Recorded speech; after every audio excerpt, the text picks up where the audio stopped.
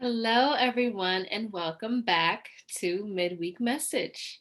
My name is Shola Ade, and I am the founder of MBS Complete. If this is your first time here, please grab a pen and paper, grab your journal, get ready to take some notes because we're going to continue going through our burnout series. Okay, so last week we talked about workplace burnout. In general, we've been talking about burnout, how to engage in self care to help balance that out, and how to identify certain signs of burnout so that you can address it and then be better informed for the next time it comes up. Because it's natural for us to feel stress, to feel overwhelmed, and to have so many things coming at us at once that it can be difficult to slow down and even recognize what's happening. So it's really important that we gain the skills to identify what this looks like, as well as the skills to then address it when the time comes. Okay. So this week we're going to be talking about relational burnout. Now, with relational burnout, we have, you know what? Before I continue, how about you think about what relational burnout might be? If you have a pen and paper, go ahead and jot down what you think that might look like. Just take a few moments. What comes up for you when I say relational burnout or burnout in relationships? Mhm. So, in thinking about that, right?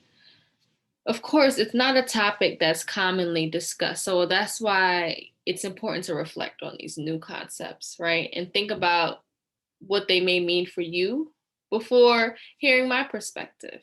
Now, if you mentioned feeling tired of socializing specifically, if you mentioned feeling drained in certain situations, in certain friendships, if you mentioned wanting space or thought about wanting alone time away from maybe your partner, maybe your parents, your children, extended family, if you thought about all of those things when I said relational burnout, you are on track. Okay. Now, relational burnout is generally experienced with people. Sure, we have relationships with many other things, right? We have relationships with our phones, we have relationships with our pets, right?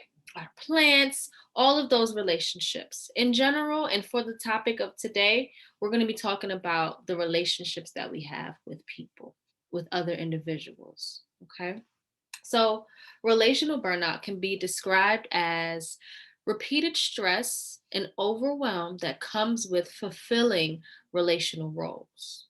Now, again, very similar to our normal or our consistently agreed upon understanding of burnout, it is overstress, overwhelm, and the repetition of that overwhelm, of that stress, without any space or very little space to release, to reset, to recalibrate, and to recover from, again, those natural stressors that come about.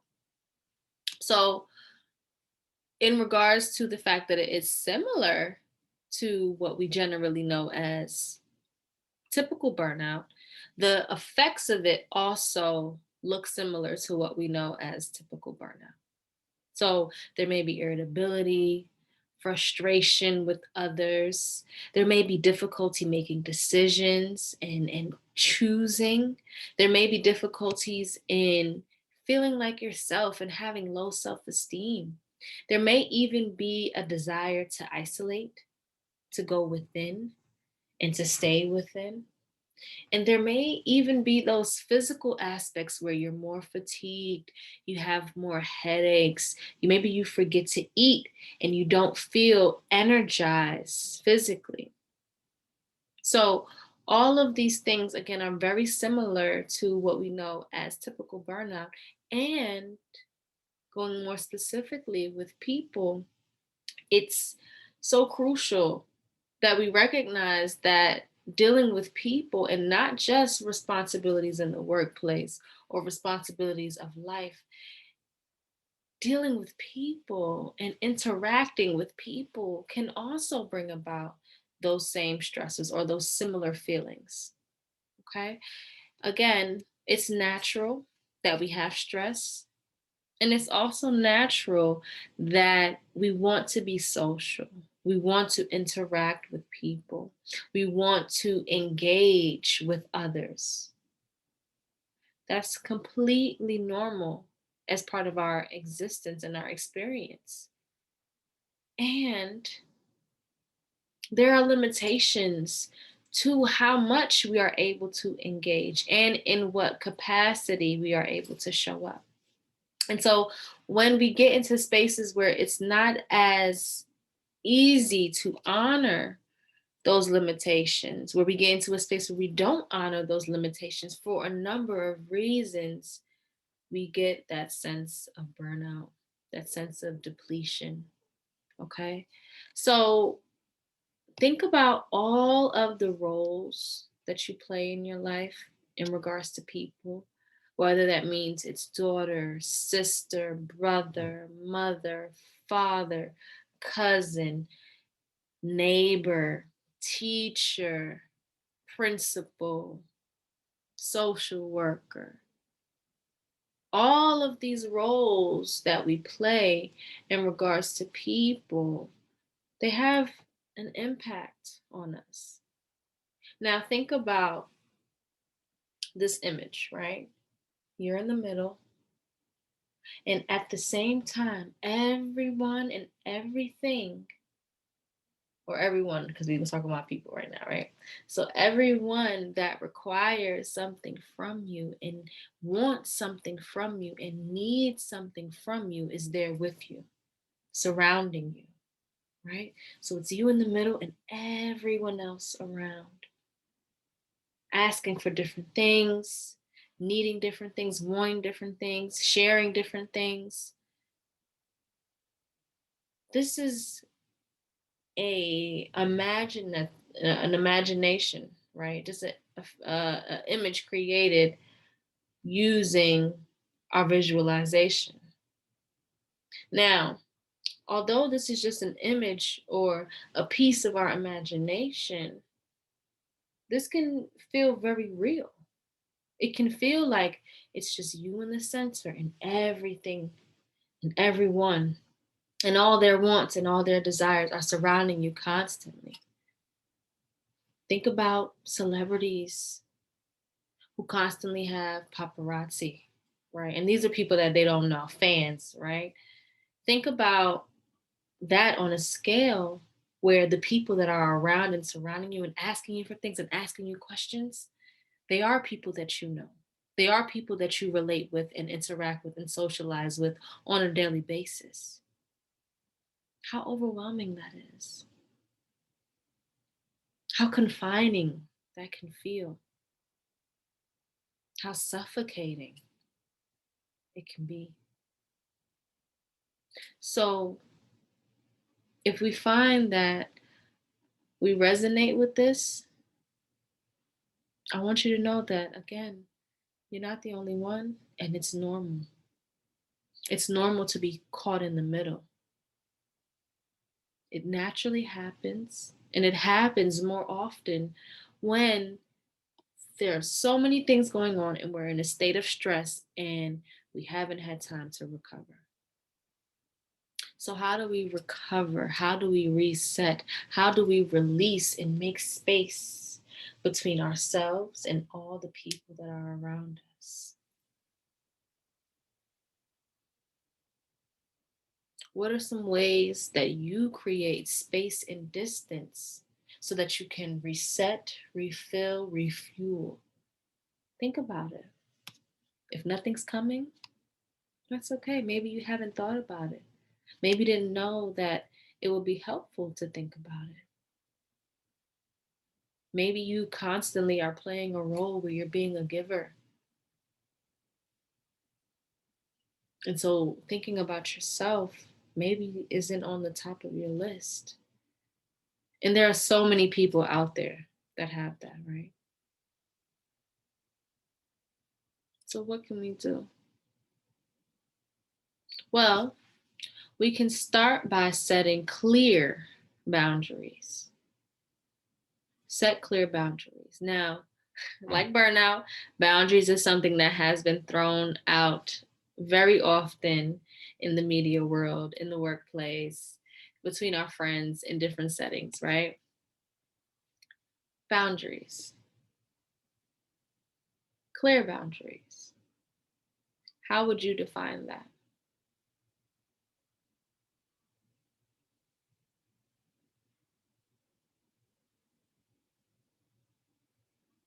Now let's take the image of you in the middle and all these other people around you, right?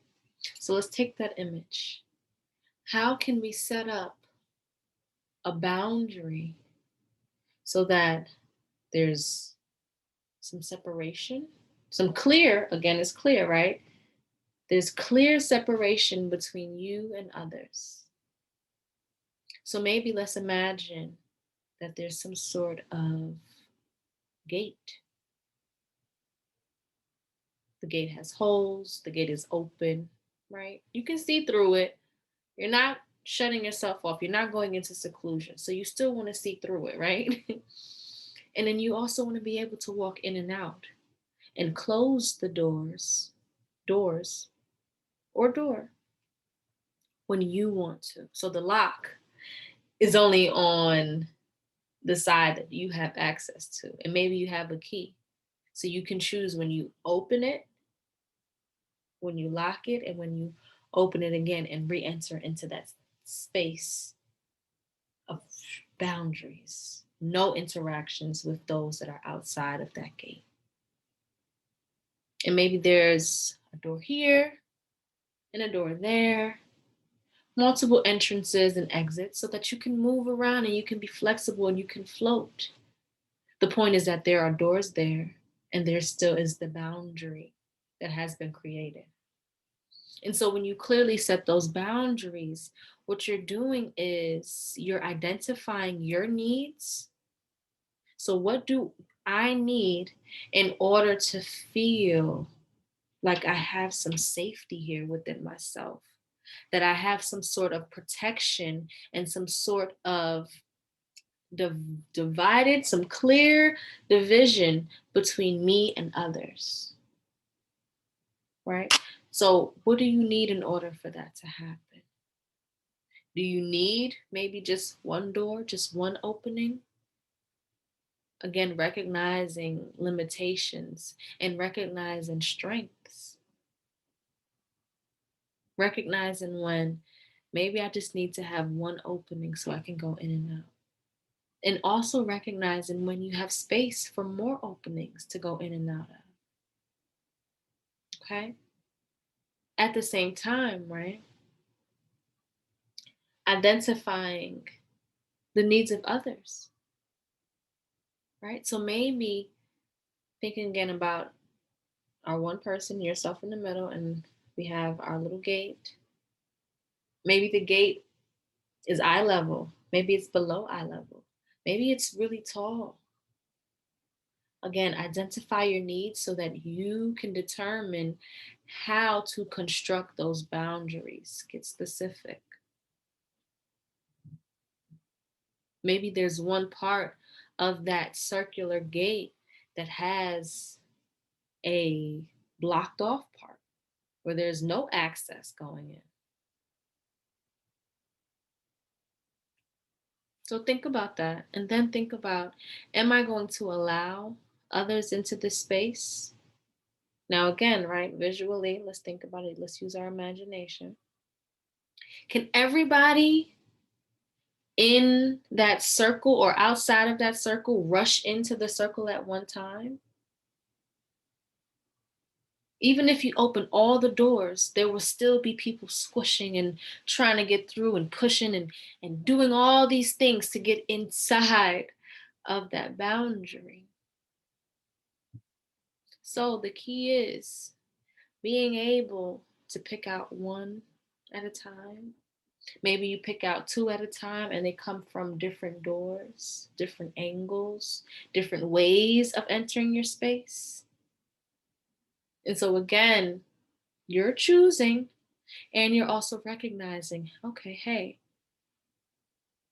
if one of my kids needs me to walk with them to go to the school play, and it's been a rough week and they've been asking for so much in addition to the basic needs that I provide, they've been asking for so much. And I have my boundaries clearly set. And in order for them to feel safe and for me to feel safe, I'm going to walk with them. Maybe you just open that door and allow that person in. And then you close it for everyone else. And you clearly say to others, hey, I understand that you, neighbor, wanted to hang out this evening. I would love to see you. And I have to take my child to the play. I want to make sure that my child gets there safely and they have a good time. And I set the foundation for them to have a good time by ensuring that they're safe. Do you have some other time this week? Can we do later on this evening if that works for you? So, being clear about what it is that you can do and giving space if that is what you would like. If you don't have any time, thanks for the offer. I really would love to. Right now, it's a priority for me to get my child to this play. Maybe let's talk another time this week or next week to see what we can work out. Very clear, right? And in that, we are also being assertive. So we're being clear, we're identifying what our needs are, the needs of others, and we're being assertive in our approach. So, assertive is that balance between being firm as well as being empathetic and compassionate. And identifying what you need and identifying what they need help facilitate that process. By you knowing what you need, you can stand firm, knowing that this is important. This is top priority. This is my need right here. And identifying how they may feel, what they may be saying when they ask you for different things. Having a sense of understanding and compassion so that you can also include that in your response that is assertive. Okay? So, another example in being assertive is again being clear about what space you have and being clear about when more space could be available, right? So, another example, I know you want to hang out with me this weekend because we haven't seen each other. It's also important to me that I get through with this report so that I'm fully present when we do hang out. Would it be okay if we rescheduled sometime next week instead? What's the other key part in this example, in both examples? At the very end, that question. Allowing others the choice to engage with you in the future. Allowing some sort of option to also be at play here. And again, because you can identify your needs and where you are, you can tailor those options in a way that, again, it takes your needs into consideration as well as theirs. Okay. And so ultimately, having these boundaries set will allow you to take breaks when necessary, and it will allow you to reorganize and prioritize yourself in a way that helps ultimately decrease that overwhelm that comes up. that state of distress that arises, that repeated distress that arises from having so many things coming in and flooding in at once. Okay. So we have setting clear boundaries and making that those boundaries clear based on our needs, identifying our needs, as well as identifying the needs of others, and allowing that identification to then facilitate the process of being firm and assertive and empathetic, all at the same time, allowing the space for choice to be had. In that choice, you can then choose to take breaks when you want. You can then choose to engage with others when you feel it's appropriate to, when you feel like you can.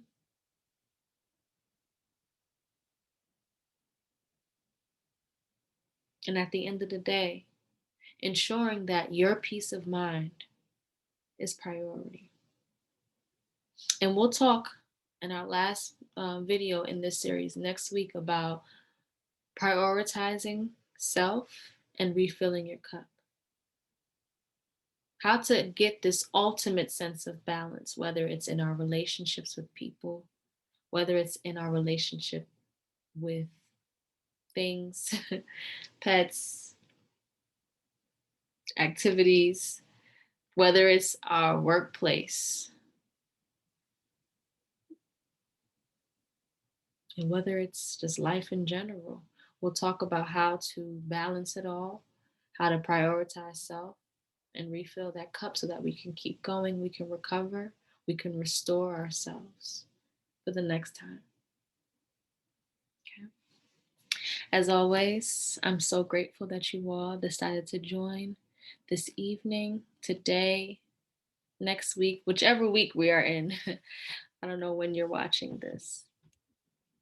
I'm so glad that you are able to take part in putting yourself first and working through this journey. Until next time, thank you.